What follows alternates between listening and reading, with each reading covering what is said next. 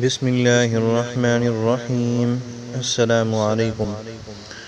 حضرت اکرمہ رحمۃ اللہ علیہ کہتے ہیں کہ حضرت ابن رواح رضی اللہ تعالی عنہ اپنی بیوی کے پہلو میں لیٹے ہوئے تھے۔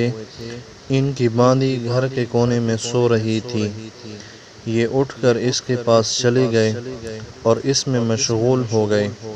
ان کی بیوی گھبرا کر اٹھی اور ان کو بستر پر نہ پایا تو وہ اٹھ کر باہر چلی گئی اور انہیں باندی میں مشغول دیکھا۔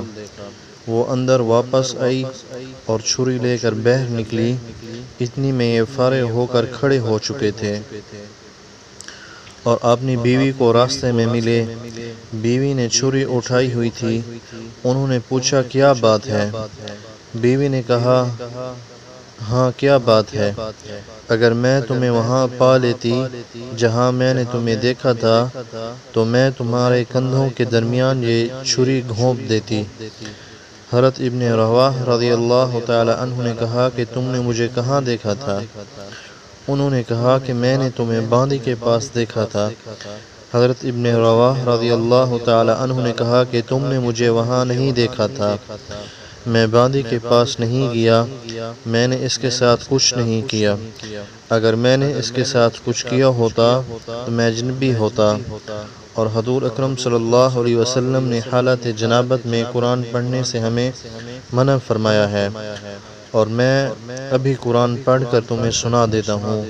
ان کی بیوی نے کہا اچھا قرآن پڑھو۔ انہوں نے یہ اشعار پڑھے جن کا اردو میں ترجمہ ہے: ہمارے پاس اللہ کے رسول صلی اللہ علیہ وسلم آئے جو اللہ کی ایسی کتاب پڑھتے ہیں جو کہ روشن اور چمکدار صبح کی طرح چمکتی ہے۔ آپ صلی اللہ علیہ وسلم لوگوں کے اندھے پن کے بعد ہدایت لے کر آئے، اور ہمارے دلوں کو یقین ہے کہ آپ نے جو کچھ کہا وہ ہو کر رہے گا۔ جب مشرکین بستروں پر گہری نیند سو رہے ہوتے ہیں، اس وقت آپ صلی اللہ علیہ وسلم عبادت میں ساری رات گزار دیتے ہیں، اور آپ صلی اللہ علیہ وسلم کا پہلو بستر سے دور رہتا ہے۔ یہ اشعار سن کر ان کی بیوی نے کہا میں اللہ پر ایمان لاتی ہوں اور میں اپنی نگاہ کو غلط قرار دیتی ہوں۔